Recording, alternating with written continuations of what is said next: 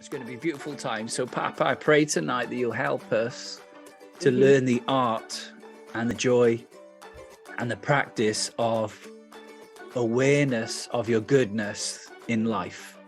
Yeah. So really meditation, I'd been whacked for many, many years before I really formally trained in meditation. And the reason I trained in meditation was even in the wine and all the things we'd had, I still had a lot of pain to deal with. Tons of stuff had gone wrong in ministry.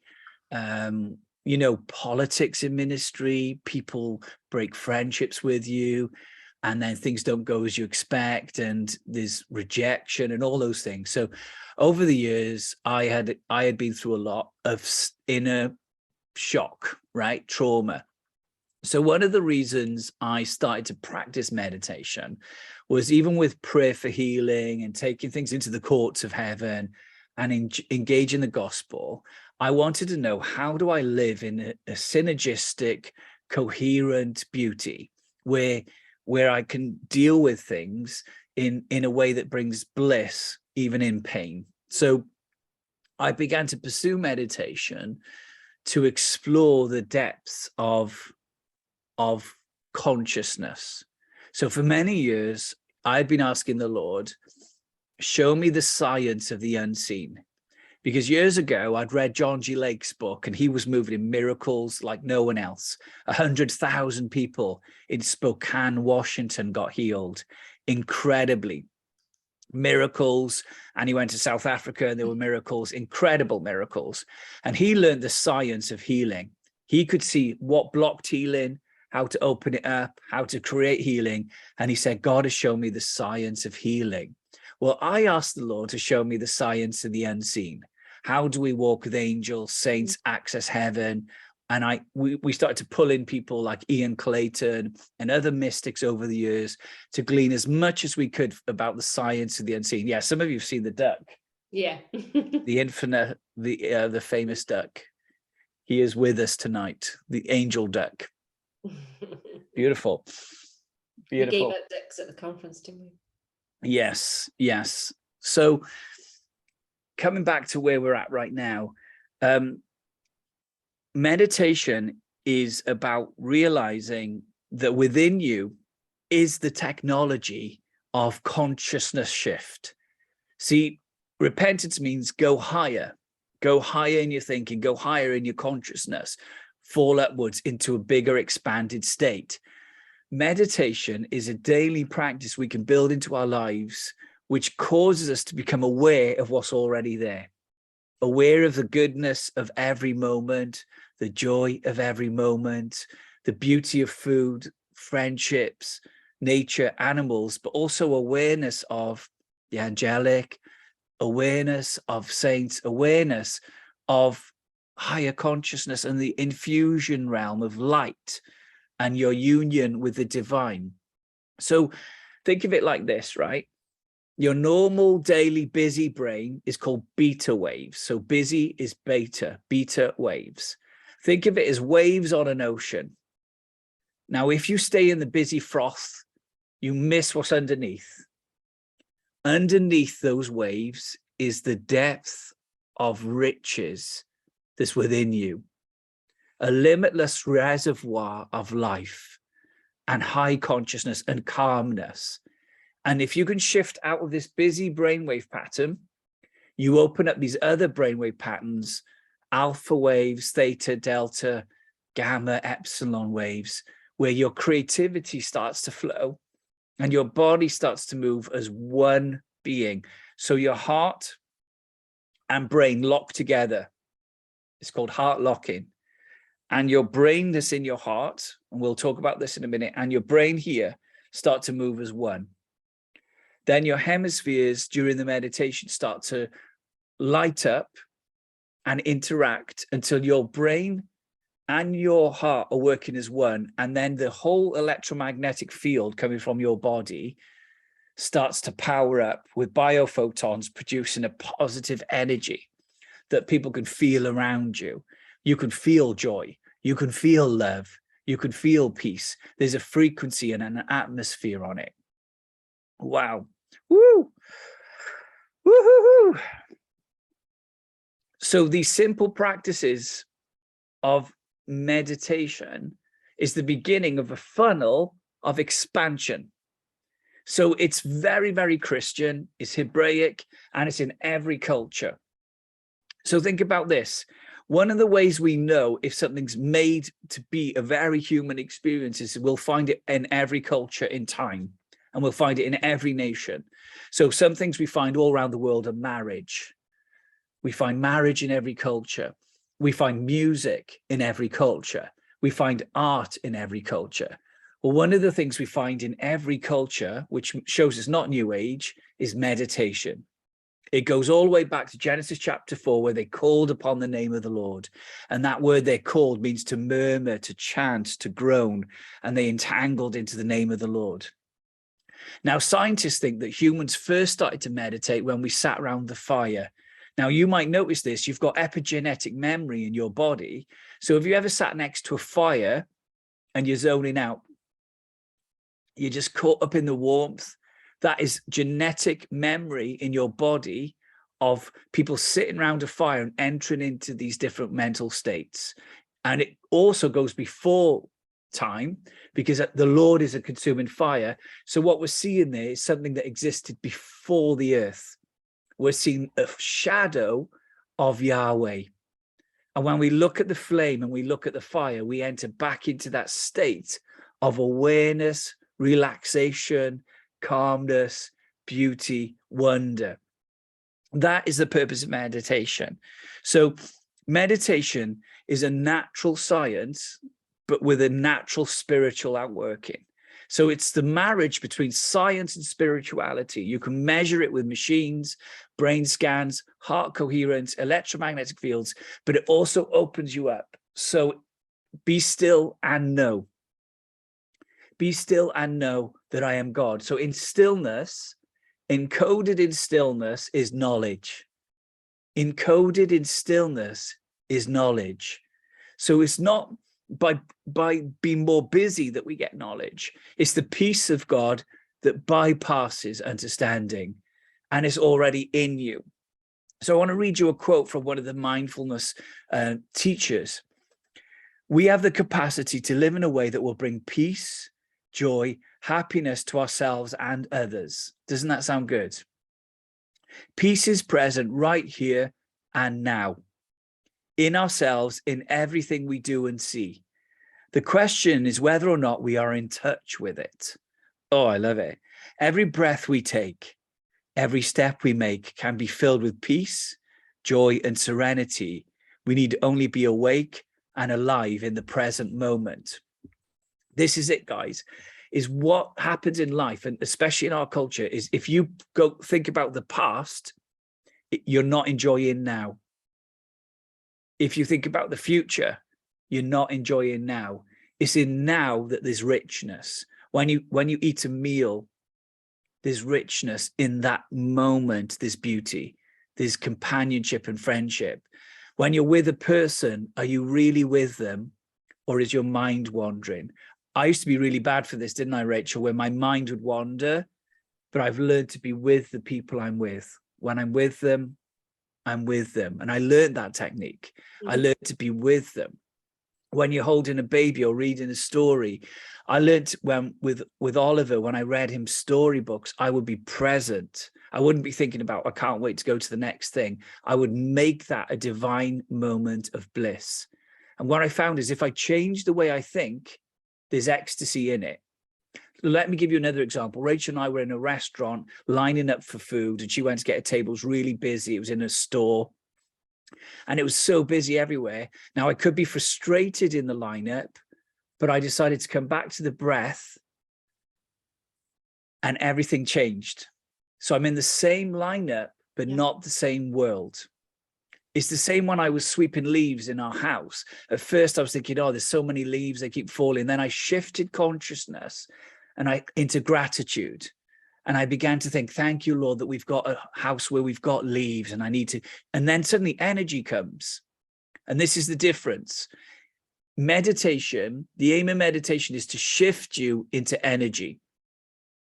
If you're in any situation that's draining your energy, You shift into the meditation mind, and then energy flows again and powers you up. You could be in a lineup. You could be in a traffic jam. You could be in a store. You could be doing the dishes, and you shift consciousness, and then this life force is there. This energy is there, and this energy is very, very powerful. This energy is limitless energy. It's limitless life. Woo! Woo-hoo-hoo! Woo-hoo! Okay. And what you discover is that creation is good. Creation is good. God made it all, and it is good. It is good. It is good. It's beautiful. The encoded in everything around you is the potential for joy. In trees, in plants, in animals, in friendships, in food, in your clothing. If you just enter into the meditative mind of gratitude. So for example, when you get in your car, one thing I do often is when I'm on my own, I'll feel the steering wheel and connect with that moment. Where this car goes, I go. And then you're aware, you're in it, you're present. It's building that into your life, that you are living your life, not always somewhere else. Have you noticed, like, here's a good example, eating a bar of chocolate. And I've done this many times where I'll eat the whole thing without even realizing how. But slowing down and looking at the chocolate, smelling the chocolate, feeling the chocolate. And then what happens is the joy is stronger on the chocolate. The whack is stronger because you're now enjoying the moment. You're enjoying the glass of wine. You're enjoying the food, and you're starting to experience the Trinity in it all. The Trinity's playing with you, dancing with you. But if you're rushing through your life, you're not seeing the beauty and wonder of it. And you're missing the Trinity dancing with you, playing with you. Same with angels. Angels are there, but how often do we miss it because we ignore them? Because we're not in the right frame of mind. We're in busy waves, beta waves. So we want to be out of beta and in these more coherent states. Yeah. Connected and alive. Okay. Expanded and aware and present. So I'm just going to show you some slides now. Are we good so far, Rachie? We're good. We're good. Is this boring, this topic? I don't want to bore people. No. I'm hoping it's not boring. I'm going to look at the gallery view a minute. Are people getting bored by this topic, or is this good so far? This is awesome, Justin. Awesome. Great. Thank you. Thank you very much. Awesome. Awesome. Wonderful. I find this topic life-changing, guys. The amount of joy I've got from this, you wouldn't believe. And the amount I can now feel when my brainwaves shift like they are now. I can tell when I'm not in that brainwave and I need to come back to it. I can tell when I'm not enjoying the moment and I'll return to the breath. And you start to befriend your life. You start to befriend your pain. You start to befriend the things that are going on. Because the thing that makes us miserable is this. Are you ready? It's not the enemy or the things that are wrong. It's our resistance to it. When we're unhappy, we're saying, I wish it wasn't like that. I wish it wasn't like that. But if you just go, all is well and all shall be well, and you embrace it, that feeling goes. And then you've removed the obstacle for joy. There may be a thing that you don't like, a neighbor you don't like. You let go of that feeling and you stop judging people, because judging pulls you out of the bliss. Judging pulls you out. Can you walk down the street and stop judging people? Once you learn to do it, it's liberating. You could just walk through that street without judging people, because judging people pulls you out of the joy. Judge not, the Bible says. So you let go of these judgments. You let go of opinions. Whoa. You let go of anything that's not this consciousness. Even your thoughts are not you. So I can hear my thoughts and go, Justin's thinking this, Justin's thinking that, but it's not me. I am the being of light that's observing it. Because remember, have you ever heard your thoughts and thought, why am I thinking that? That proves it's not you, because you're the person watching the thought. See, what you have to realize is the brain is an organ that thinks and tries to make sense of, do I need to eat, sleep, go to the toilet? Do I need to run away? Do I need to hug someone? Do I need to make babies? So your brain's constantly doing all this. What do I need to remember? Do I need to forget? That's not you. What you realize is the brain is like clouds in the sky. It'll always be there, but you are the consciousness. You are the consciousness living as a being of light, observing that. Now, when you start to realize that, it's absolutely empowering. The amount of times I've not fallen into my thoughts. I don't anymore. I don't fall into the trap of falling into my thoughts. I live in the conscious awareness of my union with the divine in the present moment. And when I come out of that, I practice turning back in. And we have to make a practice of it until it becomes the way we live. All right, I'm going to share screen with you guys now. And I'm going to run through how this works, okay? And we're going to do our first meditation. The first meditation we're going to do is called heart-based heart awareness. Okay, so mindfulness, what is it? It's a peaceful mental state achieved by focusing one's awareness on the present moment, while calmly acknowledging and accepting one's feelings, thoughts, and bodily sensations. There you have it, guys. You're accepting things. All is well. All shall be well. My feelings are okay. My thoughts are okay. My bodily sensations are okay. But I am this being of light. Okay? And what we learn to do is to live from the heart. So Jesus said, as a man thinks in his heart, so he is. And I'm going to show you that the heart is far more important than we think. When we meditate, we move into the heart realm and we power up the heart. I'll show you how this works. So in every religion and outside religion, the heart is the universal symbol of love. It's the place where we say that they have a good heart, and children point to their heart when they say their real self. Even Jesus said, as a man thinks in his heart, so he is. The Buddha said, the way is not the sky, the way is in the heart. So all around the world, we know this is a truth because it's in every culture. Now they're starting to call the heart a little brain, because what they found is it can actually think. It has 40,000 neurons. And this is amazing, guys. They've actually found heart transplant patients sometimes have memories from the previous person. In fact, a famous case, they solved a murder because the person who had the heart transplant started to have dreams about the murder of the person who died with the heart. And they actually solved the crime because of the dreams the person was having. Sometimes their voice will change when they have a heart transplant. It's an actual brain. So it's the seat now of your hormones as well, they're discovering. It produces the love hormones. It's a hormonal gland. It's not just a pump. It releases oxytocin, the love hormone. Woohoo! And this is incredible. The heart sends more signals to the brain than it gets from the brain, 4 times more. So the heart tells the brain how to run. That's the way it should be. So we're meant to live from the heart first, telling the brain how we want to live and get them to work together. I'm going to show you how this works now.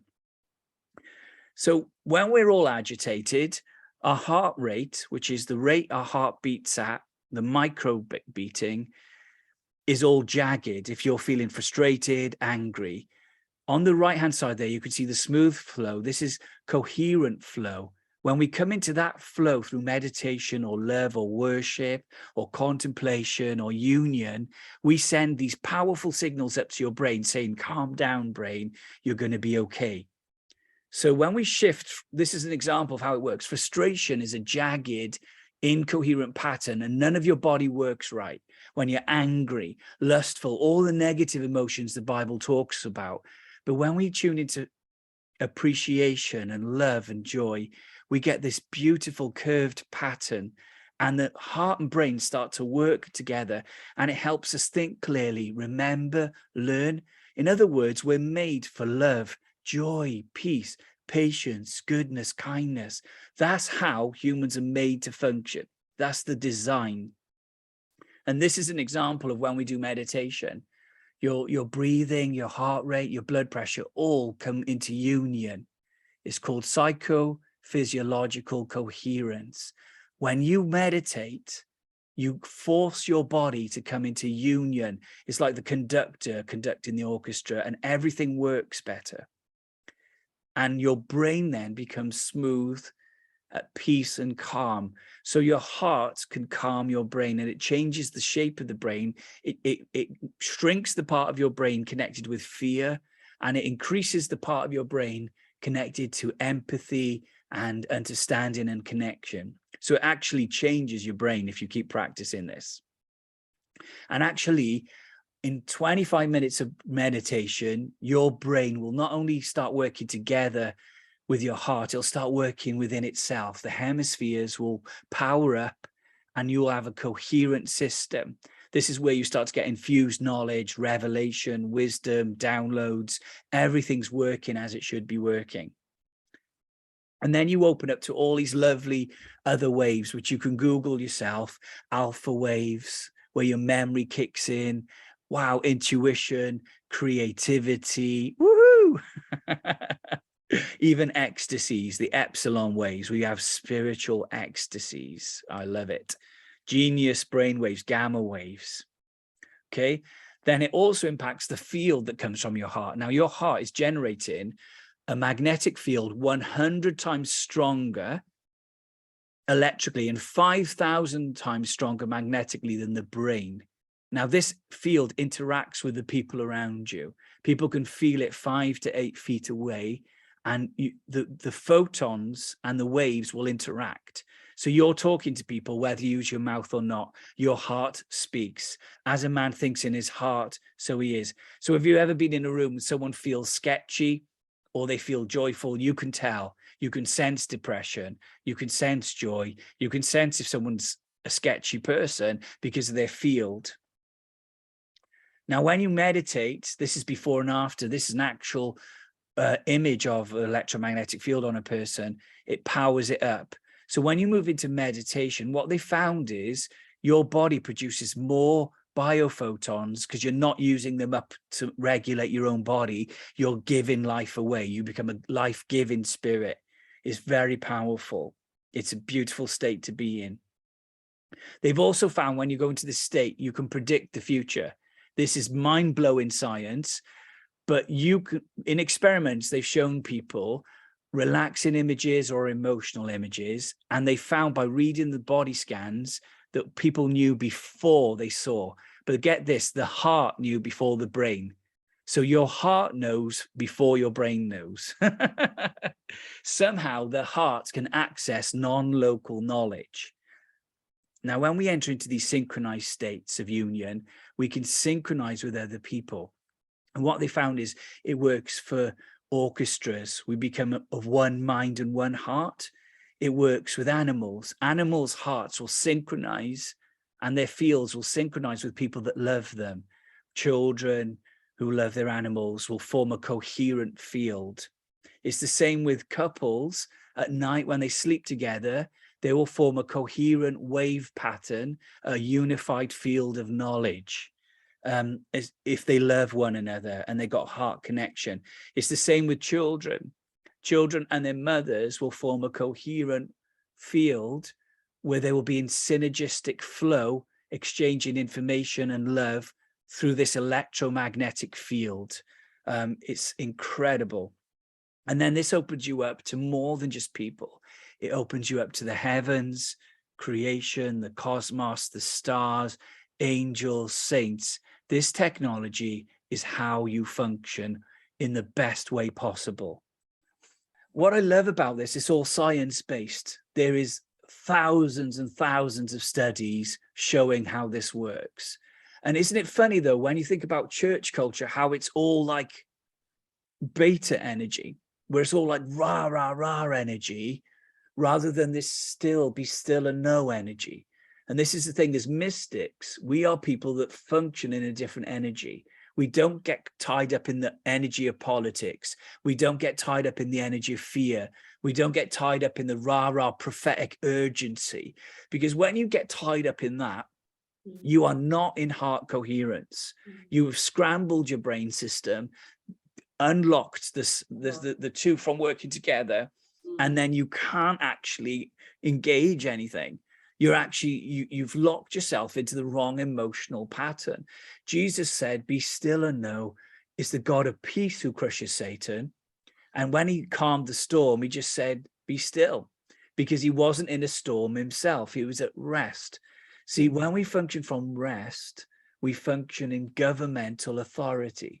And I've used this many, many times, haven't I, Rach, in conflict situations, in I've been in riots with Muslims, Hindus, I've been in different nations. And what you can create here is so powerful, it can go out.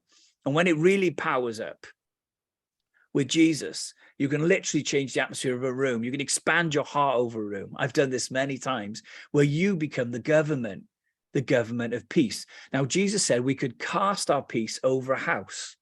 He said, if a house is worthy, cast your peace over it. In other words, stretch your electromagnetic energy right over that thing and release the canopy of love that you're walking in, the canopy of peace, the canopy of shalom. And the amazing thing is, guys, I found this with traveling, I could leave that on the house, because in the early days of traveling, I used to take it with me and the kids would miss me instantly. And it would seem like ages that I'd been away.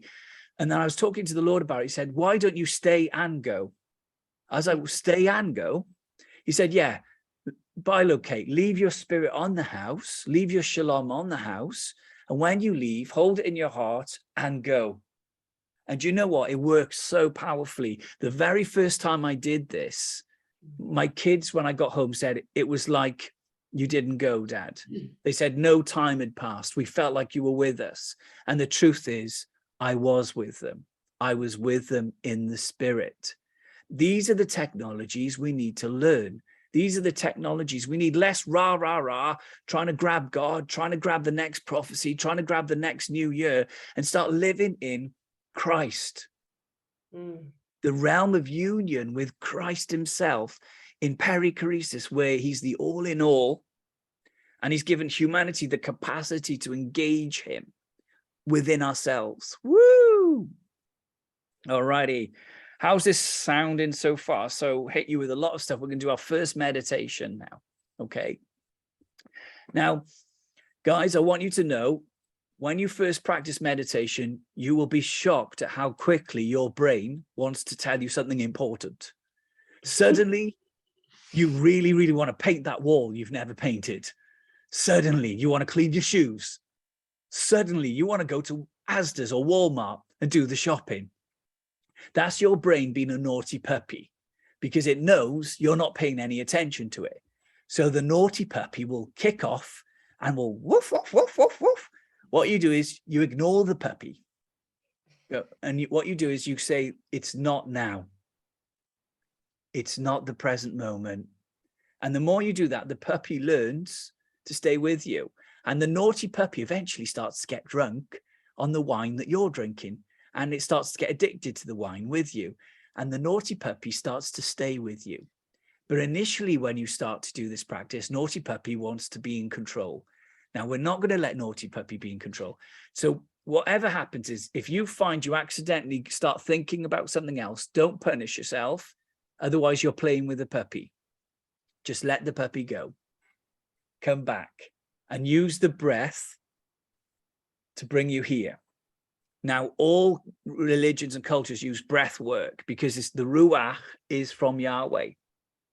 If your breath comes out of you, you're dead. So that your breath is the life force of Yahweh. He breathed into Adam and he became a living being. So you can always tune into your breath. And the moment you tune into your breath, it breaks the pattern of chaos. This is a science fact. And you focus just on the breath. And you breathe in. And you breathe out. Now, if you have another thought, you just say, not the breath. And you let it go like a cloud. So that's what we're going to do. So I want you to settle into your chair now and put your feet on the floor. It's good to make contact with the floor and sit up straight, but relaxed. You might want to put your hands on your lap, or some people link them together. You'll see this in meditation classes. There's various ways. Whatever's comfortable for you. Just sit up straight and you may even now be aware of tension in your body. So just let that go. Tension in your body, relax your face. I often practice smiling when I'm doing this because that's the posture of rest, is a gentle smile. And you just let the tension go. You might feel it in your shoulders. Just let that go. Any tension that you have anywhere in your body, just let that go now. You're loving your body. And by doing this, you're being very compassionate to yourself. Okay. There we go. So put your hand on your heart, because in this one, we're going to focus on the heart. We're going to become aware of our heart. Now, we're going to breathe in and breathe out. And I want you to imagine Yahweh's life going into your heart. So with every breath, just breathe in and maybe take a long breath, 5 seconds. And see it filling with light. Breathe out. 1, 2, 3, 4, 5. You can pause between breaths. This is a good practice as well. Breathe in. 2, 3, 4, 5. Pause. Breathe out. 2, 3, 4, 5. Pause. Breathe in.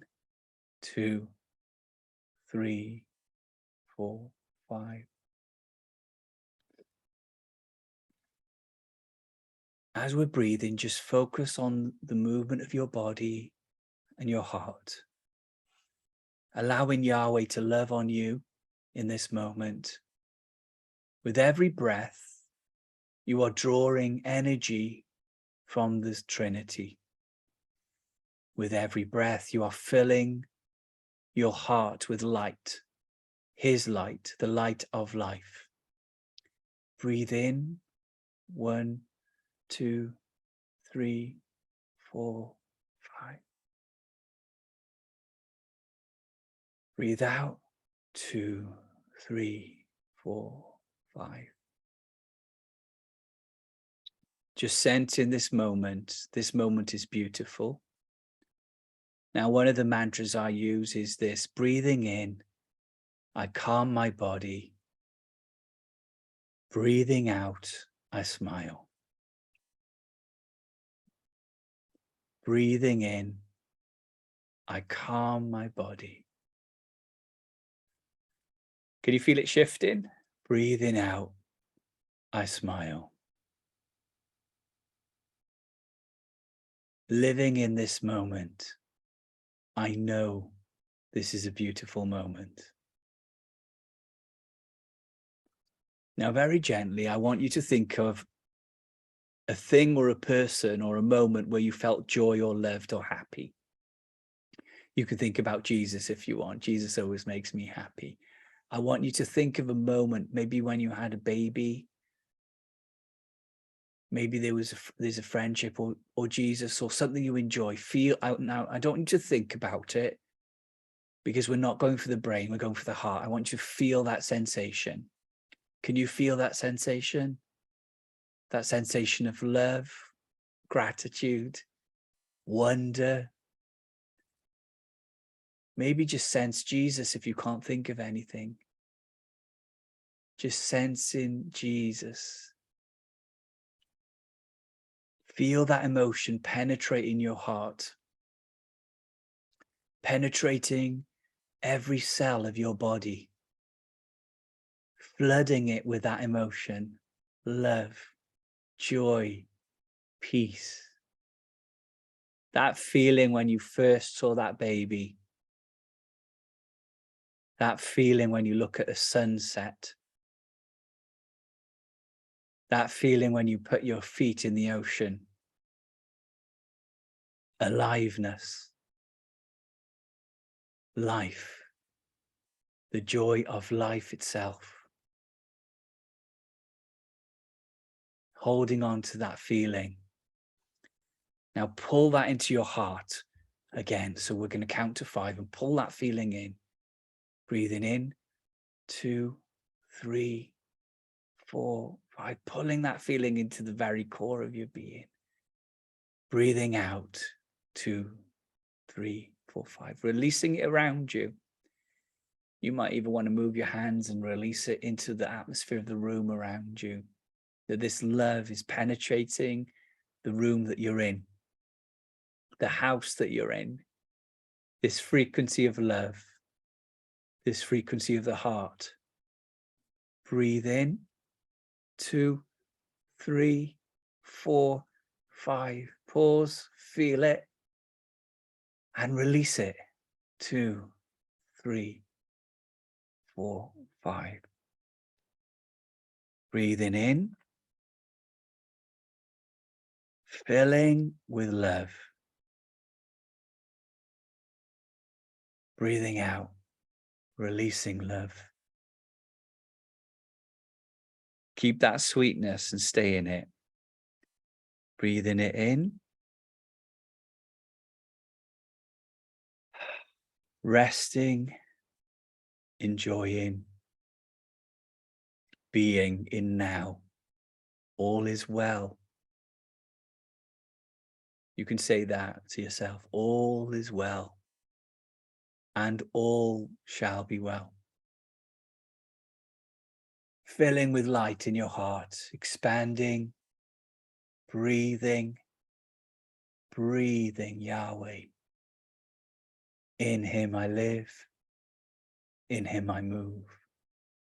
I have my being. We are enfolded in love. We are enfolded in light.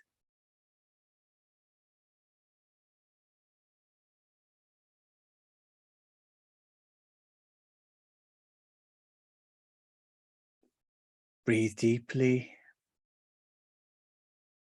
nourishing, replenishing. You are alive. You are alive. And you are loved. You are loved. Every day, every moment, you are loved.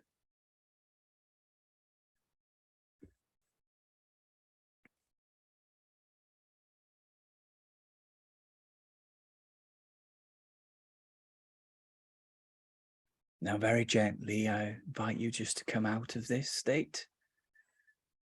Just come back to your body. Maybe feel your feet on the floor, wiggle your toes, wiggle your fingers, touch your face, and just gently come back into awareness of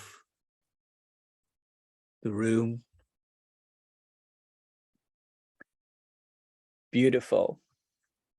Beautiful. How was that, guys? How was that? Hey, Christine. Beautiful, Christine. How did you find that? Wonderful. And I just love your description of the naughty puppy. Yes. Because that really helps. Because that's what I battle, that's what happens, is this naughty puppy, the thoughts come in. Yes. So having that and pushing that aside. Yeah. That's it, just letting it go and not being surprised by the naughty puppy. So you just say, oh, that's the naughty puppy. There it is. Bless it. And you stay in this sweetness then. And you're not trying to tame the puppy. Just let the puppy do his thing. That's right. And whenever you find that you're getting caught up with the puppy, you just come back to the breath or the heart. Yeah. And you know what? If you keep doing it, the puppy's no longer in control. Yeah, love the puppy starts to learn to listen to you, and you'll find very quickly you can enter into these states. And you'll do it over and over again when you're eating, when you're showering, when you're doing this. You'll be in the moment because your thoughts, you'll go, it's not now. Now that's a really powerful line to use, Christine, is go, that thought is not now. It's living in now, where we find full salvation bliss. In that moment, in the shower, when we're eating, in the park, all that matters is that moment, you know, and seeing it and experiencing it, and that gets you whacked. The whack is in the now. Yeah. Thanks, Christine. Thank you for jumping on. We love you. You're awesome. She's part of our tribe. She's the best.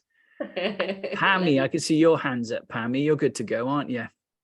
Yes, I am good to go. How did you find it? Oh my gosh. Well, when you said think of something that brought you so much joy, and I would just went back to 2002 when my son was born, and then you said maybe it was when your child was born, and I was like, and then I just felt so overwhelmed by his love that tears started to come. And I saw a lot of people on the chat just said, I'm crying, or, you know, or emotional release. And that's a really good point there, Pammy, is that what often happens when you meditate, you will release these emotions that have been stuck It's very, Wow. very healing. And one of the things they found is that your body will heal faster if you meditate. Wounds heal faster. And actually parts of your body that don't work will start working again. And often you cry when you enter in, and that's normal because you're releasing that energy and you're Whoa. coming into this beauty and this wonder, and your whole body responds to it. In fact, people have less pain in their body. All kinds of things happen. Their skin looks younger. It gets measurably younger. It heals DNA damage. So like humans are designed to be alive. Come on. And these practices get us in there. So keep going, Pammy. So you were thinking about when your son was born. Oh, well, I was going to say, when you shared the slides Yeah. and you talked about how the heart can release hormones. Yeah. Like I'm 49 going on 50, and I can feel, I'm like, Lord, what's going on with my body? Because I can feel hormonal changes. Yeah. And I'm getting like the little muffin top. So I'm like, okay, how do, so when you said that, I'm like, the Lord saying, meditate, and I'm going to produce the correct hormones in your body because I'm like, how do, you know, God-fearing women go through this change in their life? Because, you know, I always was kind of, I was happy with how my body was, and like, oh, now I'm, you know, things are changing. Beautiful. So the Lord is just speaking to me through everything you're saying, and I'm just that's it. That's new creation thinking. This is the cool thing. This is where we do go further than other religions, because I've studied the other religions in my quest for hearing Yahweh, and where we go next level is this new creation that we've got. So like there is something very profound that Christianity has, union with Yeshua HaMashiach, where all things are possible. And we are accessing realms. Like I've hung out with Buddhists and stuff. They don't have the same whack we do. I'm not going to lie. You can learn techniques from them. They're amazing people. But I tell you what, they don't float and glow like we do. There is something beautiful about the kainos new creation realm that we have. And when you marry that with meditation techniques, it just takes it to another level. That's beautiful, Pammy. Yeah, and keep engaging, because this is the and that whole canopy that you're talking about is the whole canopy thing is huge. Yeah. And I love when you said, when you leave your family, you just leave your love and your shalom over the home. Yes. And I also do that in my school. I'm a teacher, using that canopy and governing my classes now with, you know, from above. So thank you so much. You guys are beautiful people, and you're teaching us so many awesome thank things. you. Thank you. Thank you. I have a question about the healing, because probably 10 years ago, I took a supplement that messed up my serotonin dopamine. And so like when I start getting out of the beta, I mean, my body starts twitching. It's like restless leg, but I have it sometime during the day. So how do I, like you're talking about the mind, but how do I get my body to not react? There are meditations you can do where you one of them is called the body scan meditation, where you see, I take these meditation techniques and marry them to my union with Yahweh. So the idea is you see a ball of light, the crown of glory. You know, he's crowned us with glory, and you see the presence of the Lord resting on you. And then you take that through each part of your body and sense it. You move it through your body. It's called the body scan. And actually, the first time I ever did it, I was going through my body and I found a wound I had from when I was a kid that I'd forgotten about, because I felt it when the bubble of light hit my back. I remembered an injury I had, and I forgave the person again, and it just unlocked it. So sometimes forgiveness is the key with healing. You need to forgive yourself and release it. And sometimes the forgiveness needs to go deeper than taking the supplements and the mistake you made. Just releasing innocence over your body. Now you could go through the cells of your body in a meditation and release light into them, because they found, the latest science has found that sickness is encoded in darkness, and that light breaks the power of sickness. And they're beginning to use light technology to start healing the body. So the body's designed to even respond to light, the light of life. So you can meditate with this ball of light called Yeshua, called Ruach HaKodesh, and move the presence of the Lord consciously through your body, engage in your DNA. And it's very, very powerful. That's one technique you could try, but there are many others. Really, the Lord will show you. But I think one of the big keys for you is just letting go of the trauma. When it's releasing the trauma and letting it go and coming back to innocence on a cellular level, that your body's holy, your body's clean. Okay, beautiful question. Marty, I know it's not the full answer, but that's what they have found is this does work. So they've used these techniques with people who have chronic pain, and they found that the amount of pain people experience massively reduces through these techniques. So it's beautiful. We're going to go on to another technique now. I'll make this one quicker. We're going to come back to the breathing exercise again in a second. So the first one we did was heart awareness, heart coherence. This next exercise, we're going to do breath, but I just want to talk about breath. Bill Johnson says this: the mind is a good servant, but a poor master. One of the biggest keys I have learned to stay in whacked is not living in your mind. Make it serve your spirit. And I actually did that in the early days. I said, Lord, my mind is beautiful. I love it. I receive it, but it's a poor master. Mind, you must serve my spirit. Spirit, overshadow my mind. And when I did that, I felt this feeling come on my head, and my brain went like fuzzy. And it was the beginning of me learning to govern my mind through the spirit, that my mind is meant to be on the back seat, not the front seat. The front seat of your car is you as the consciousness. Your emotions, your body, and your mind are in the other seats. But the person that's driving the car shouldn't be the emotions, the body, or the mind. It should be the spirit being, the being of light. And you are the pure awareness that can say, oh, I feel sad, or I feel hungry, or I feel this. You're the one that can observe your body. You're the one that can observe your mind. But you are not your body. You are not your emotions, and you are not your mind. You are the being of light.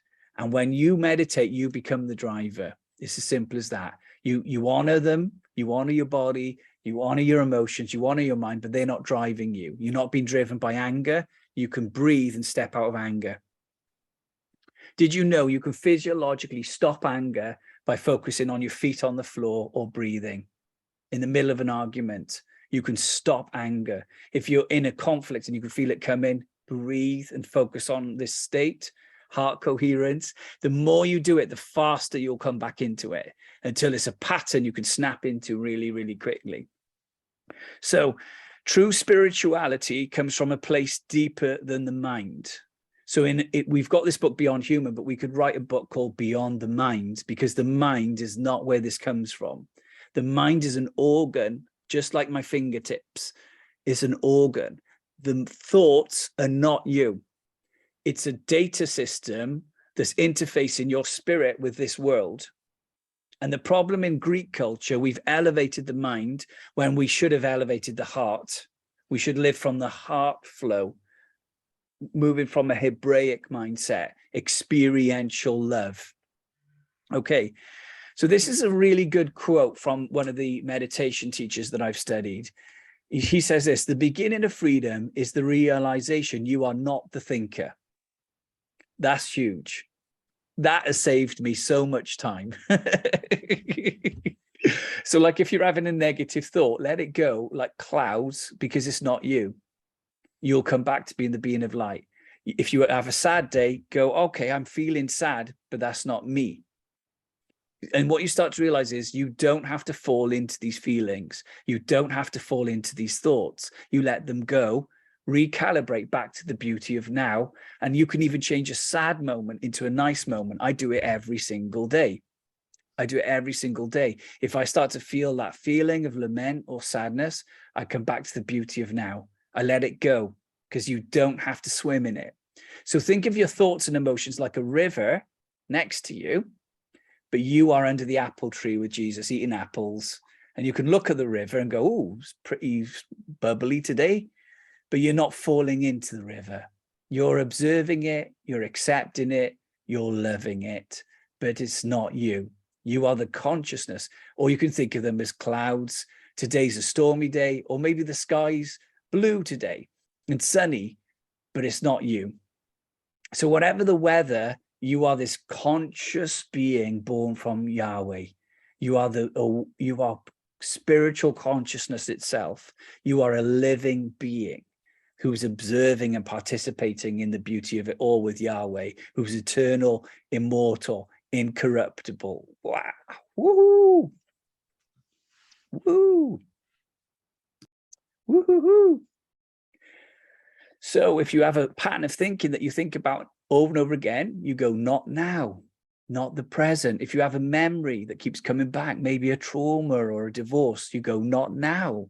And the more you do that, the more your brain will change. It'll physiologically change and it'll realize this is not important.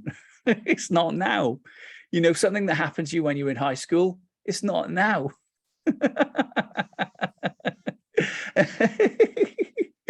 So we can break these patterns, and the more we live in now, the more beauty we'll pull out of life in this moment.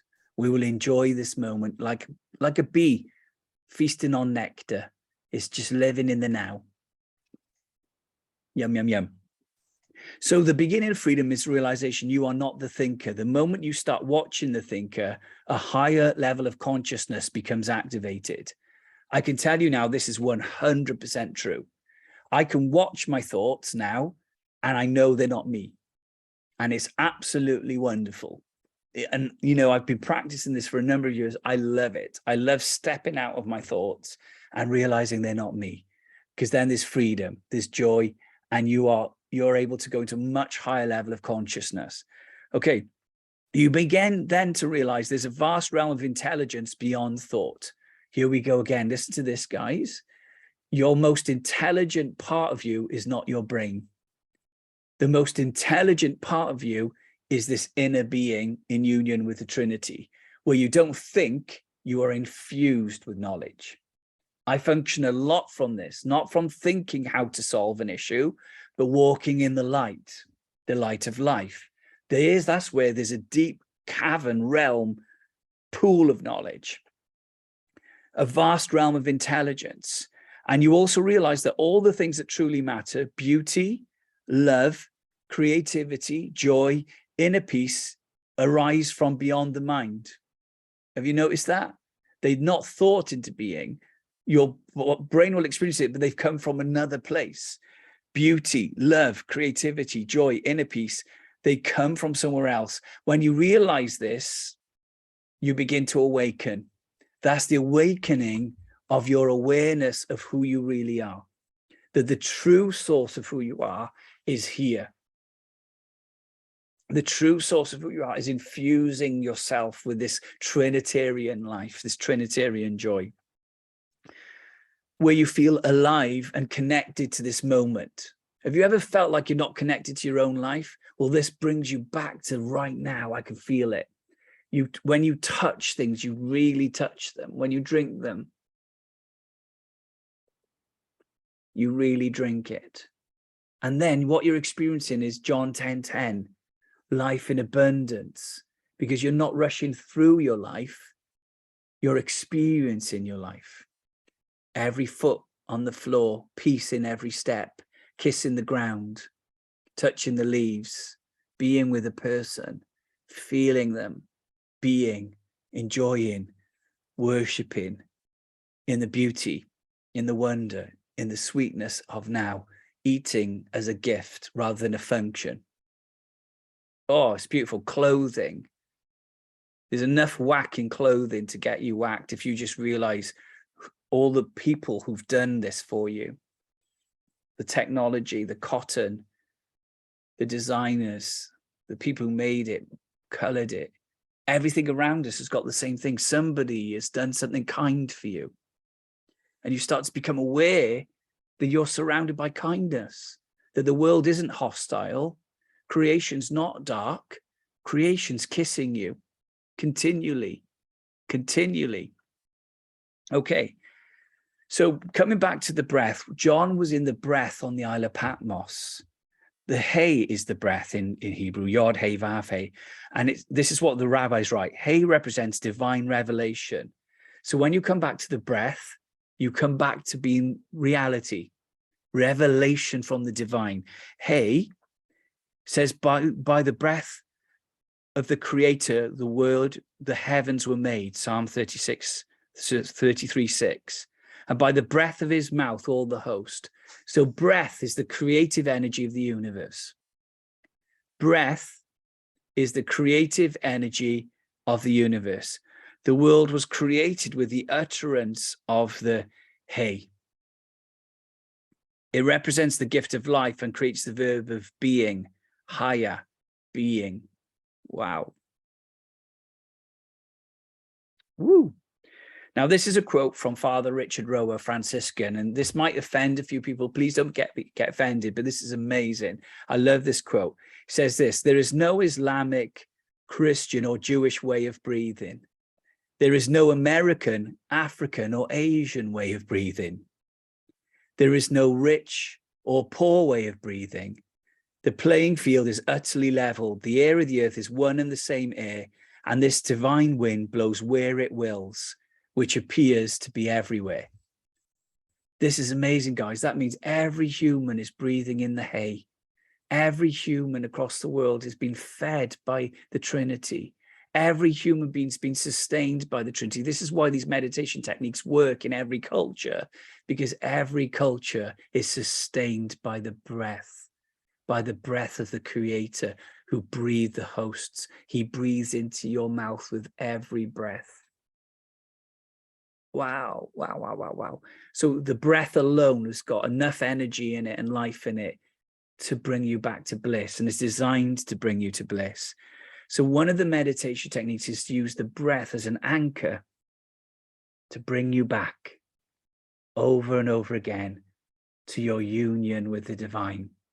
Your union with the breath is your union with life itself, the source, the creator of all, and it unifies us all and holds us all together in oneness. With every breath, you can begin again. You know, the scripture says his mercies are new every morning, but I want to add to that and say, with every breath, you can begin again. And many, many times I've had a bad day and I breathe and begun again. And you could begin again with every breath. Every breath is encoded with life. Every breath is encoded with the capacity to begin again. Every breath can renew you and bring you back to joy. Woo! Let everything that has breath praise the Lord. Let everything that has breath praise the Lord. So we're going to do a quick breathing meditation again now. So here we go, guys. Sit up comfortably, relaxed but firm. Let the tension out of your body again and put your hands somewhere comfortable, maybe on your lap. Relax your face. I like to smile. I just find it fun. I don't know why I enjoy it. Even the smiling is enough to make you meditate and get you whacked. So get comfortable and just feel this moment. You know, this moment is beautiful. This moment is beautiful. And just begin to sense your breath and breathe in. You might be breathing through your nose or your mouth, but just feel that cool air going in. Your chest expanding. Maybe some of you feel it in your tummy. Maybe you feel it in your back. Gently focus on the breath. And in your mind, I want you to think this. When you breathe in, just think, I'm breathing in. And when you breathe out, think this. I'm breathing out. Because you're telling yourself to stay with this moment. I'm breathing in.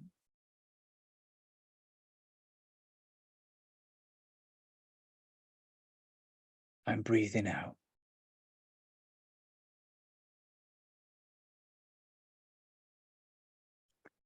Now you don't have to force the breath. You could just follow it. Just stay with the breath. Breathing in the Trinitarian life. With every breath, I can begin again.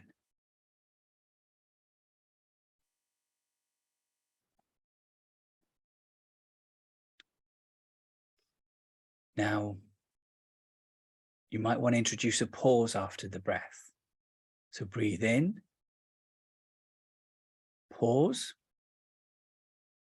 hold it, and then gently let it go.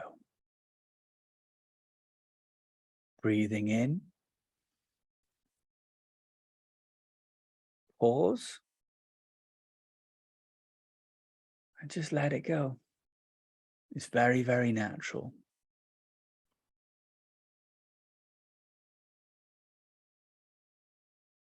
Now you can add this to your breath work. You can say, breathing in, I calm my body. So breathe in, and in your mind say, breathing in, I calm my body. Breathing out, I smile.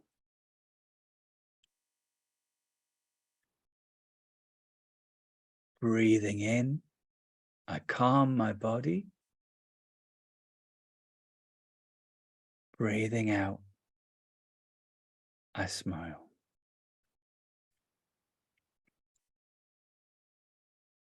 Or you can just simply go in, out.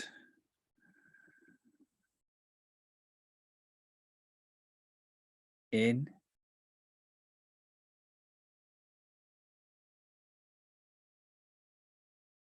out.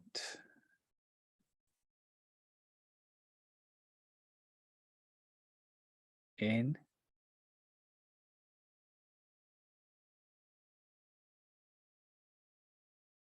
out. Stay with the breath. In,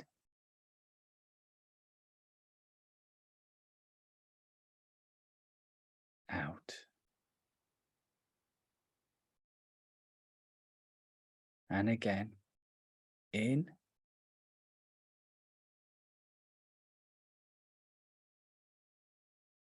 out.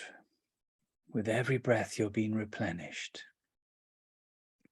With every breath, you are at rest. With every breath, you are at ease.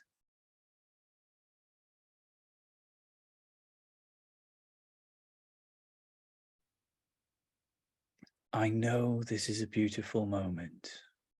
You can say that to yourself. Breathing in, I know this is a beautiful moment. Breathing out, I smile. Breathing in, I know this is a beautiful moment. Breathing out, I smile.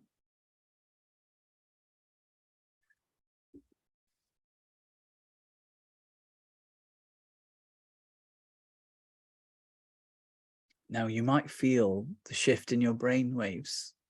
I know I am. I'm very used to the feeling of those brain waves activating.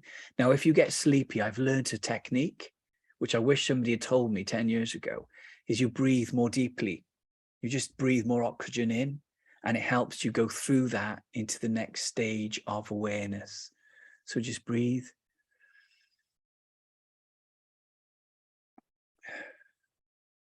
And you're alive.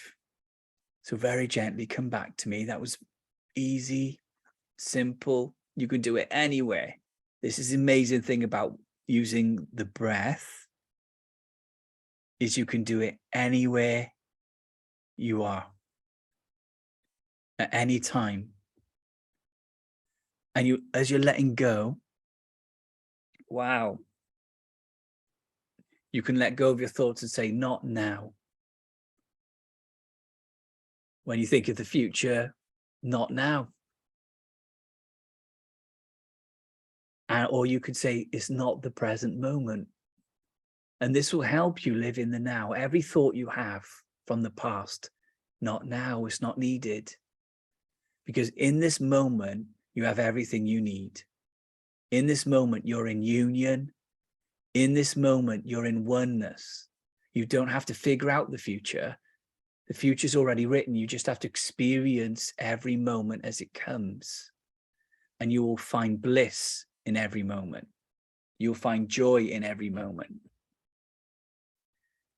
There you go. Very gently come round. I'm going to change view to have a look, you guys. All good? I know this is incredibly basic stuff. I hope it's okay for you guys, but I love it. I find it replenishing. It really is life-changing. Like on a fundamental level, if you take 5 minutes a day or 1 minute a day to do this, you will reset your brain and you can begin again, and you can do it over and over again whenever you find you're not living in the moment. Because remember, living in the moment is where the joy is. Living in now is the joy. Joy is in the present, right now. You are filled with glory. You are filled with joy. Woo! Woo! And you have the limitless one in you. And what you'll find is it will naturally unfold. Naturally, life will unfold naturally for you. It's not forced. Love isn't forced. You see the pathway of love has already gone before you. With every breath, I can begin again. Wow. Wow, wow, wow, wow, wow. Do it again. Breathe in. Your brain will learn to be in this with you. And you'll start getting infused knowledge, but you don't even know where. Because it doesn't come through your thoughts. It comes through union in your heart. It comes through oneness in your heart. Alrighty. Okay, good stuff. All right. I'm going to teach you another meditation technique before we end. Do you want to learn another one? Okay. One of the fundamental forces of the universe is loving kindness. In Hebraic, it's called chesed. It's the frequency through which the universe was created. And it's the frequency that will create the next age. Loving kindness is the next age. Loving kindness is the future. Now, you can experience the loving kindness now. And you can experience loving kindness by tuning into the frequency of loving kindness in the moment. Now, I'm going to teach you how to do this. So when we practice this, we are practicing radical self-compassion, all these meditation techniques. When you do these, you are caring for yourself and you are making change real by choosing now, choosing life and joy in now, embracing it all, whatever's going on, not resisting life, that all is well and all shall be well, even in pain or difficulties, you embrace it. Like we've had a funny thing in our street with this car park I really have not liked, and I've had dreams about it and all sorts. In the end, the Lord said, you've got to befriend it. So I held it in my heart and I gave it a name, Jeffrey. And you know what? All that stress is gone because it's Jeff now. It's Jeff. And I'm saying, I hope they're looking after you, Jeff. I hope you're doing well. And that's how we change the way we live, is not by trying to remove it or resisting it, but by non-resistance and accepting life as it comes in all of its beauties and all of its joys and all of its troubles, is that all is well.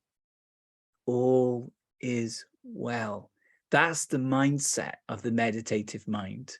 As Father Richard Rohr says, a mystic is someone who can see Jesus or Christ in everything. In everything.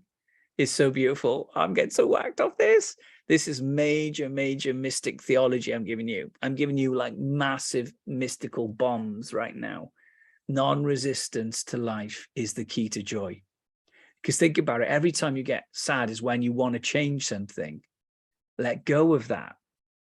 Not the present moment. Come back into this being of life in the Trinity and allow life to unfold in a way that you can make change, but in a natural flow of life, in a natural embrace of love. Wow. So we're going to practice meditation, loving kindness meditation. Now it's seeing the value of everyone, for in him we live and move and have our being. As some of your poets have said, we are his offspring. In other words, the lens we're to see life through is really Christological, that Jesus has changed the world. People just don't know it yet. They just don't know it yet. Our enemies don't know it. The people who are unkind to us, they don't know it. But Jesus has invaded this space. So the next meditation we're going to do is called the loving kindness meditation.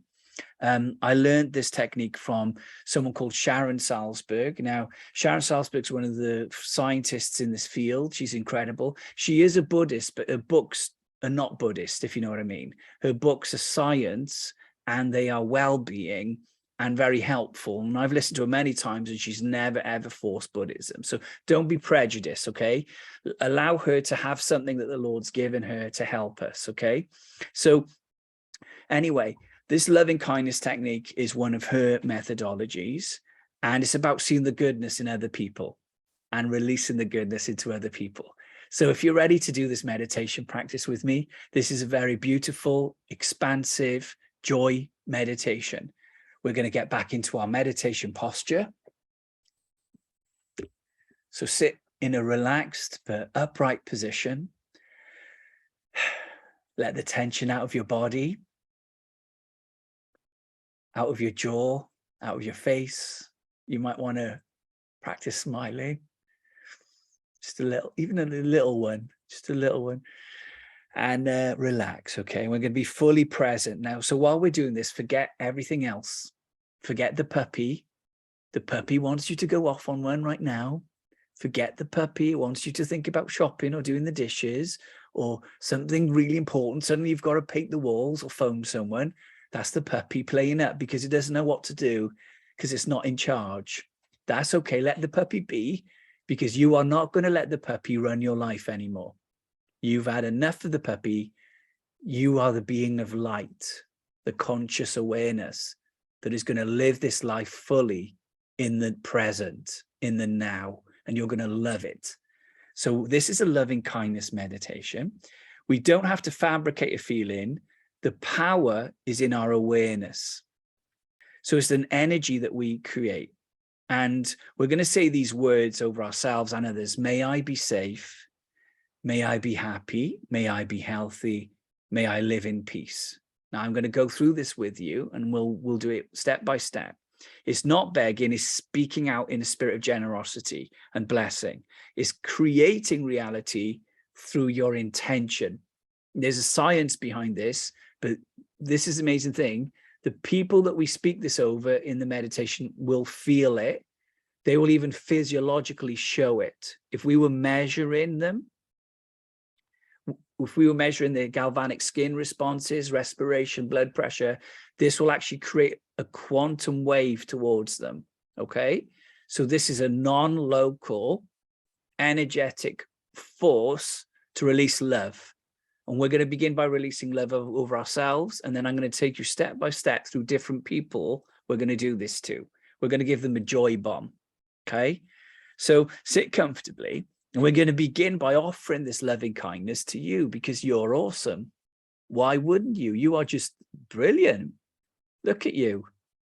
Look at how beautiful you are. So maybe put your hands on your heart again. And we're going to say this. And just feel it. You don't think it, sense it. May I be safe. May I be happy. May I be healthy. May I live in peace. Breathe and enjoy that. Let's do it again. May I be safe. May I be happy. May I be healthy. May I live in peace. Beautiful. Yummy, yum, yum, yum, yum. Or you can choose your own words. So just do it one more time to yourself. Safe. Happy. Healthy. In peace. Now, if your mind wanders, don't worry. Let go and begin again with every breath, okay?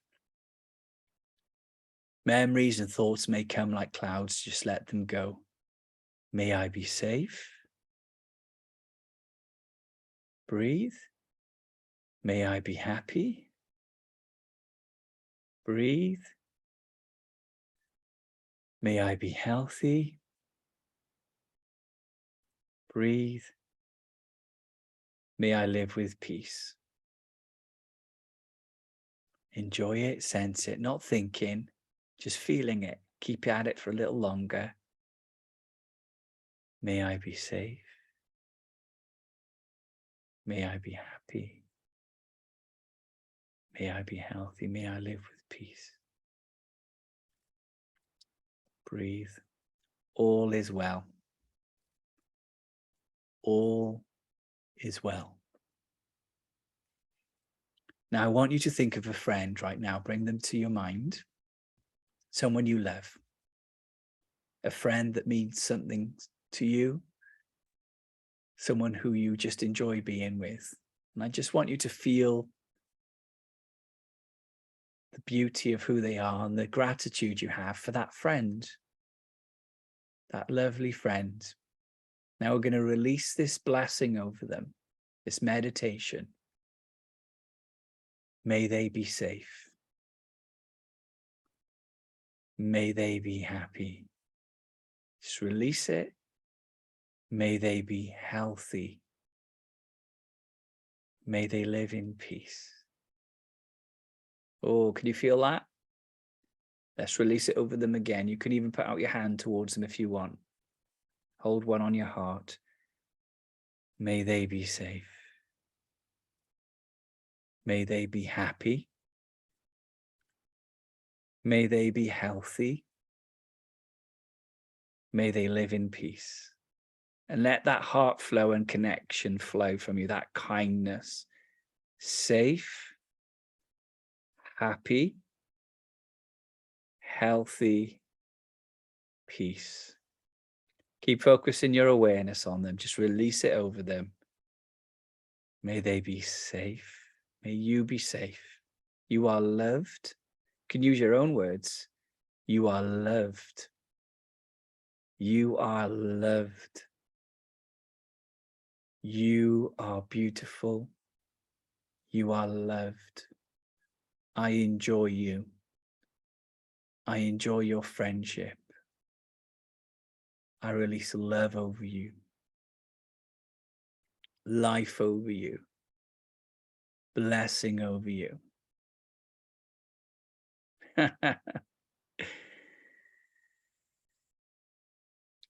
Okay, well done. Now I want you to call to mind someone you know in your life that's hurting right now. Maybe they're having a difficult time. They're struggling.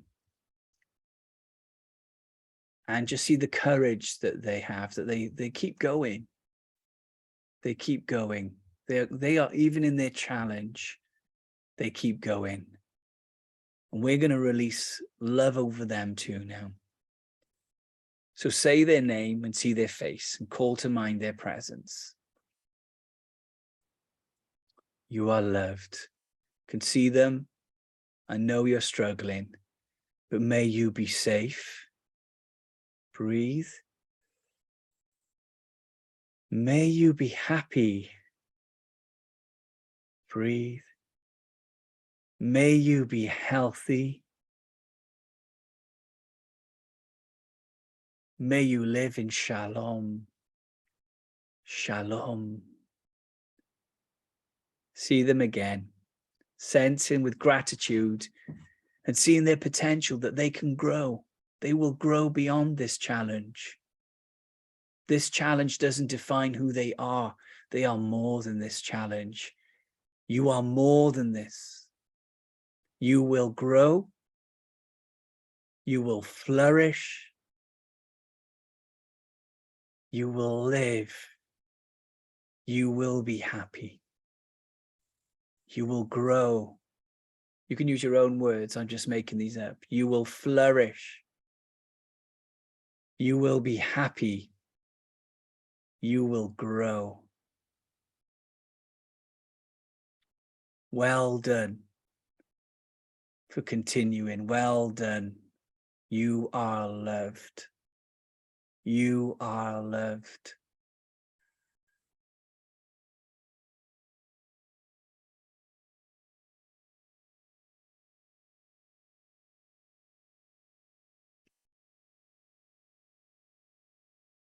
Beautiful.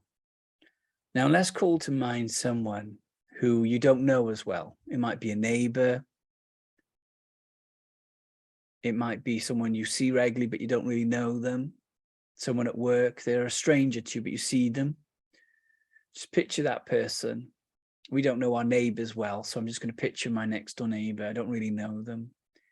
And we're just going to release love over them. Even though we don't know them, we know that they too want to be happy. They too want to live in joy. They too want to live in love. May they be safe. May they be happy. May they be healthy. May they live in shalom, in peace. And just release it over them now, like a big bubble of love. May they be safe. May they be happy. May they be healthy. May they live in shalom. You are loved. Jesus loves you. Releasing positive energy over them, well-being, love and joy. Well-being, love and joy. Maybe throw in a few angels just for good measure. Go get them, angels. Boo! Bliss bombs. Okay. Finally, we're going to call to mind somebody who's actually, we might consider an enemy. Maybe they're quite horrible to you. Maybe just, you know, unpleasant person. We all know people like that. But we're gonna engage their hearts with love right now. We're on a love attack right now. So think of someone that's been a bit difficult in your life. We all have a few of those. Now I want you to see them and sense just how valuable they are. Despite their mistakes, it can't define them. They have a dignity from Yahweh. There's more to them. The story's not over for them. So I'm just going to picture someone like that right now, and you do that also. Lord, may they be safe. May they be well. May they be happy, healthy, live in peace, safe, happy, healthy, peace.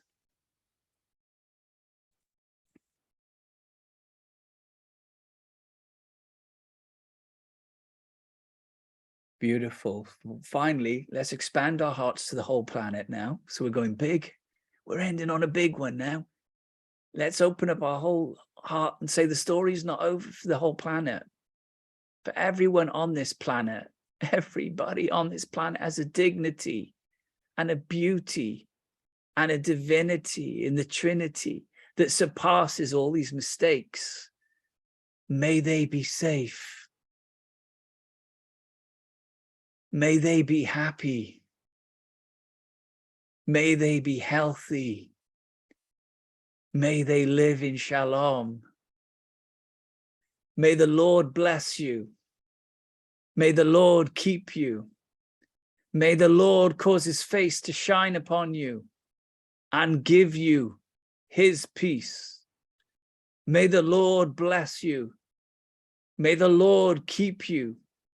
May the Lord cause his face to shine upon you and give you peace, that all is well for all of you, and all shall be well, for you are included in the great dance, and you are loved. You are loved. You are loved. Beautiful. Beautiful. Beautiful. Wow. Okay, come back to me, guys. Whew. Beautiful. Thank you, everybody, for being a part of this meditation class today. I hope you've enjoyed it and got something out of it. These are just a few of the techniques that you can learn. There's many other techniques, And in the coming months and years, I will teach more techniques for you. But today we learned heart coherence, which is locking into love. We learned breathing. And then that was one where we release outwards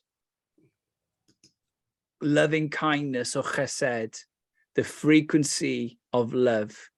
How did you guys find that last one? Did you enjoy that? Yeah, I really enjoyed that. I find it's transformative. It changes your heart. It's a beautiful practice, but it's also a science practice. In quantum physics, you literally send a frequency out to that person. It's beautiful. Okay, any feedback on today's session? Have you found it useful? Can I speak? Sure. Hi. Hi. Hi there. Kathy Ann. So in all these meditations, the first one, something different happened than all the other ones. So the heart cohesion meditation. Yes. So when I'm in just the breath, there's a lightness and a lifting, like I feel like I'm super duper light. Yeah. But in the heart one, I start to vibrate. Yeah, beautiful. Like electricity. Yeah. And then there's like a sound that comes. That's well observed. So you're being very meditative there. You're observing and noticing what's actually happening. And what you find is some of these meditations do power up incredible realms of energy. You know, that's where you could go into ecstasies or other things. And your body can literally be energized by meditation. You know, it can change the temperature of the room, all sorts of things. Now, one of the ones that does that for me is chanting the name of the Lord. When I do Yod, Hey, Vav, Hey, or Yahweh, I get an energy kick off it. There's an energy on it. But that's amazing. You notice the energy of love there. Beautiful. Do you practice meditation at the moment, or is this a new thing for you? It's more new than not, but I have practiced it before, but I've been using this particular heart meditation in prayer for people and just releasing the sound, the frequency that whatever's coming. Yeah, you know? That's right. There's an actual meditation practice now of humming where it does something very powerful to the body where you hum, where you just go, and there's like a sound that comes out. Yeah. And it sounds like you're really starting to learn from the Lord on this. And that's what I like about this. It's not a formula. Right. You can learn to use these techniques, but find the one that really works for you. And what you'll find is for you, there'll be one that jumps out. It's like this is a core one to do. But then it's good to expand it sometimes when you need a different choice, you know. That's beautiful. Thank you for sharing. Thank you. Thank you so much. Any other comments or observations? I love that loving kindness one. Wasn't it amazing? Putting out a frequency of love. Liz Wilcox, can you jump in? Hi. Hello. I'm a little drunk. That's good. That's me too. Me too. We could be drunk together. Yeah. That was so good. That was so good. For me, the last one really, wow.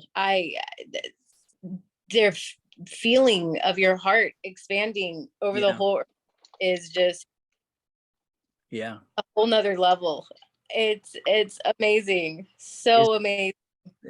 And so many things said are just resonating so much. Even just the hum, like what you were just talking about last week.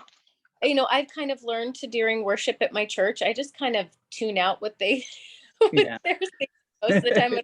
Not even like the words they're saying. So I just tune out and I just enter, center in him. And I kept hearing this hum, like from Jesus, just this hum. So I just was like, just that same sound, the and I was just humming.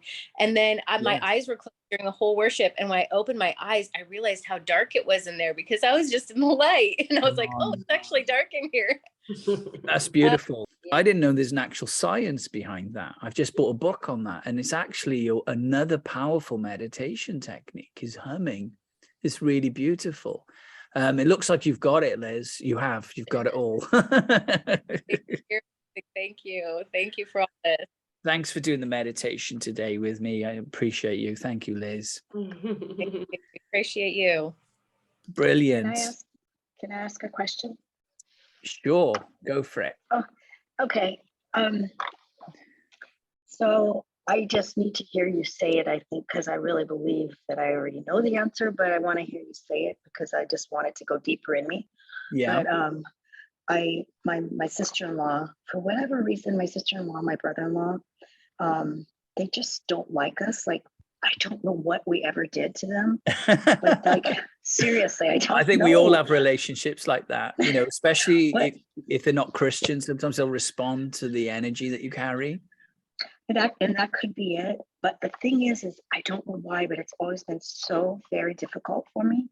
I usually can really forgive people super, super easily. But for them, for whatever reason, it's always been very, very hard for me to like, I forgive them by faith, but I still feel the pain. And I don't know if that's what I like, it's hard. It just hard. That's okay, because you know, the thing is, this is what you've got to realize is you are forgiving them. You're living a forgiven life. The fact you're talking about them now shows you've got a forgiving heart towards them. What you need to do is it's okay to have that pain. That pain is there, and that is really okay. It's okay to have that pain. And it doesn't mean anything's wrong. It doesn't mean that you're not loving them. It's that it causes pain. And that's okay. You incorporate that and you sense it and allow it. And in doing it, it breaks some of its hold, you know, by just allowing that to be. Because really it is painful, because there should be love in the situation. There should be kindness and acceptance. So don't hold that as a negative thing. Don't resist the pain. Let that pain be there, and let that pain make you soft. Let that pain make you kind. But it's okay, as you know this, to keep good boundaries. You know, like what I do with people who are very painful like that is I keep a good boundary. Like I'll be kind to them, but I maybe won't tell them anything deeply secret or intimate, because you need that boundary, that safety for yourself, you know. You just choose to keep your love on. It is painful. I think everyone on this call has got a relationship like you're talking about, where we forgive this person, but they do bring pain. And it's okay. So what you do is you recognize when that happens and breathe and come back out of it. So, you know, there's certain people I've been with that cause me to do that.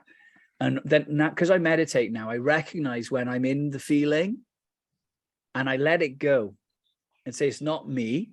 I'm the awareness. I'm the consciousness. I breathe in. And you know what? It breaks it. And suddenly your thoughts are clear again. You can love on them again. Patience has come again, because you've broken the pattern of the energy. You've not fallen into the river of the emotion. You're back on the bank, sitting with Jesus, eating apples under the apple tree, and you're loving them. And then if you fall into it again, let's just say, whoops, I've fallen into the feeling. Get back out with the feeling, sit on the bank. And the more you do that, the more you find you can be very free, even in their presence.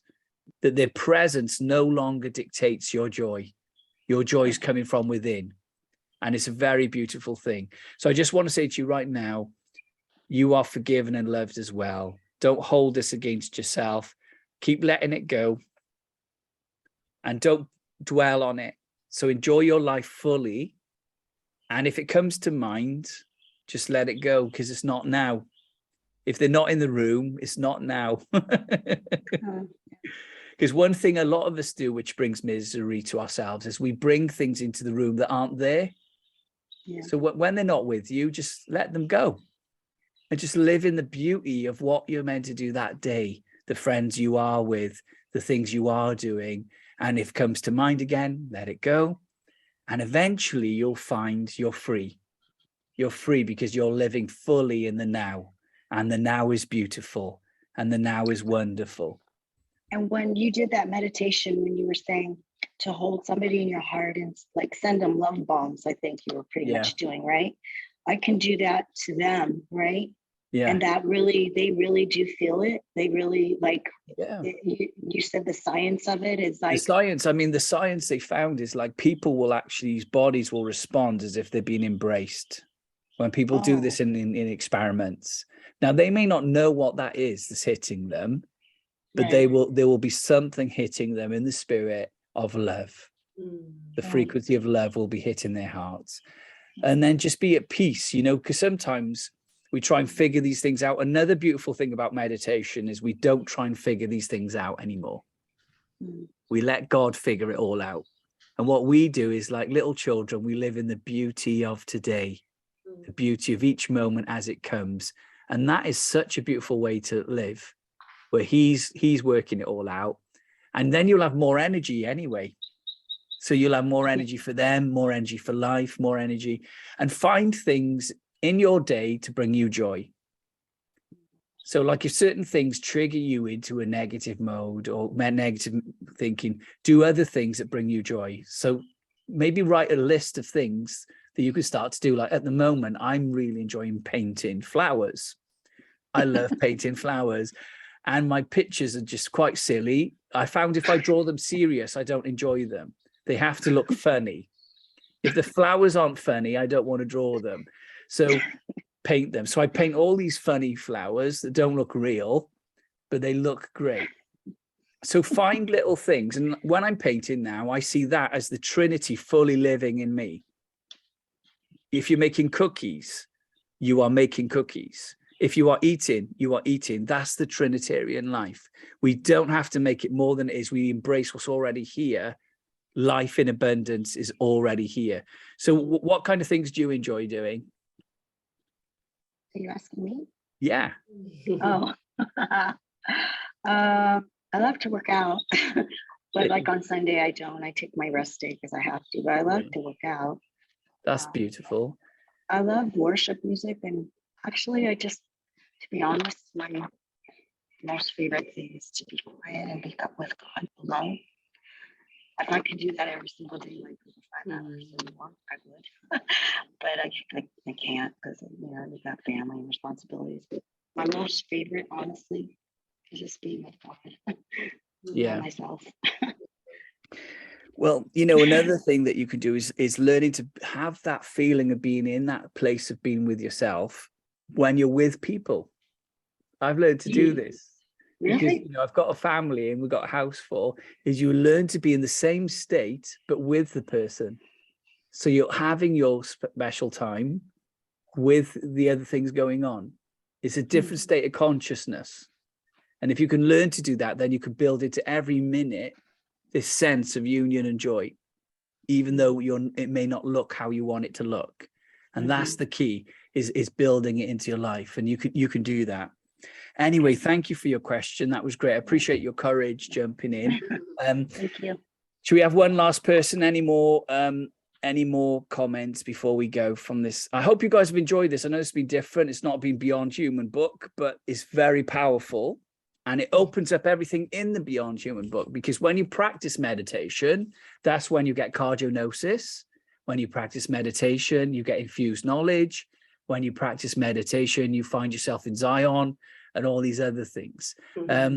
One more comment then. Anybody else want to add anything? Mimi, you got something? Yeah, I don't know how to do this, but I just want to thank you. Am I talking right now? I'm sorry. Yeah, Jeremy, you're up. Sorry, Hey, Jeremy. Oh my gosh, I've been waiting to do this for so long. I've been listening to you for about a year. Yeah. And like steps I've had thinking, you brought up, because I always thought, everyone's trying to blame everything on Lucifer and the devil. And it's like, at some point, we have to claim responsibilities for our own actions and stop blaming the stuff on him. And then I was just looking at like all the stuff that you're saying. It's like, we're not even living what Jesus taught us 2,000 years ago. It's like, we forgot it. We're supposed to be healing, and the stuff that you're talking about right now is what we're supposed to be doing. I've thought about this for 10, 15, 20 years, but I was raised Roman Catholic. So that's all blasphemy. You start to say stuff like that, it's like you're in like a weird, territory. And like, I don't know, just all the stuff that you're saying is true. I mean, I can feel it in my heart. And I've been doing these meditations. Before I did the meditation with you, there's this guy named Dr. Monroe, or the Monroe Institute. Yeah. And he had patients back in like the, I don't know, 50s and 60s. It has to do with like the government and the CIA. Like he figured this stuff out, and then the government hired him to do remote viewing. But he figured out how to do what you're saying, where you sync the two, the left hemisphere and the right hemisphere, through the hum. And like he takes you through this thing, and it ends up resonating through the whole planet. There's like a frequency of Mother Earth and Jesus. And when you go into those meditations, you resonate with that whole planet, and it goes all the way around you. And it's beautiful. You go into those different realms. It's true, because I've been there a couple times, and it's amazing. And my buddy Mike Bruce has got me into you. And he had, but then he went way ahead of me, because I was always in like the older realms, you know what I mean? Like the old, you know, the Bible, which I love the Bible. I read the Bible every day because it's such a beautiful book. But I also feel that we're the living Bible, you know, God, we're the church. You know, Jesus said that, you know, God is not inside the buildings, it's inside the people's hearts and their souls. So it's like, it's a beautiful thing. I mean, it's exactly that. It's living from union, that we are in the Trinity and the Trinity are in us, and exploring that and shifting into the conscious awareness of it. The issue is our awareness. We live a lot of our lives on automatic behavior. And what meditation does, it trains you to break that automatic behavior and come into the beauty and the wonder of perichoresis, which is the Trinity playing in everything everywhere. And over time, as you practice this, it changes your brainwave, physically changes it. Your brain shape changes. The parts of your brain connected to compassion and empathy and love get thicker, the gray matter. The part connected to fear and anxiety actually physically shrinks. So it transforms and renews your mind. And then you're more aware, more connected, more harmonious, and you're living in the realm of love and thanksgiving and appreciation and gratitude. And that's really what it's all about. That's pumpkin pie to me, man. Well, I love it, mate. I love pumpkin pie. You're talking my language. It's the season of pumpkin pies now, isn't it? So here's another thing I didn't mention. I got diagnosed with stage 4 colon cancer 2 years ago. Yeah. And I haven't done any chemo or anything. I've just been focusing on, you know, God and Jesus healing me, because, you know, the chemo I have, you know, it went into my liver, it went in everywhere. So I just figured that that's not the way I want to live. I want to live through God and Jesus, you know, through hope. Well, let's release a love wave over you right now as a corporate body, a wave of love and healing and restoration. So guys, that we're going to use our meditation technique now. So just relax again, breathe, and come into the beauty of this. There's no pressure. And Papa, we hold Jeremy in our hearts as a corporate body. And let's just see his body now. And Lord, we release life into every cell of his body. Father, we thank you that this body is priceless and precious. It is the temple of the Holy Spirit. And we release life into every strand of your body. Light. Yes, Lord. Swallowing up darkness and filling your body with energy, wholeness. May you be safe. May you be well. May you be happy. May you live in peace. We release shalom over Jeremy. Shalom. Shalom. Shalom. Beautiful. Beautiful. I can feel that. Thank you, Jeremy. Thanks for jumping on the call, mate. It's really good to speak to you. And thanks for being a part of this tonight. Yeah, you guys are amazing. I appreciate this so much. It's been a dream come true today. Thank you, Jeremy. I'm like, oh my gosh, this guy's so cool. He's hip. He's young. He's right. You know, you're not like, I don't know. I'll take that, but I'm getting quite old. I'm pushing towards 50 now, but there we go. Jeremy, thank you so much for being a part of this, and everybody else on the call. Thank you so much. Julia, Mimi, Christine, Dewey, all of you guys. I appreciate you. Don't we, Rach? Absolutely. Thank you very much, guys. Thanks for joining.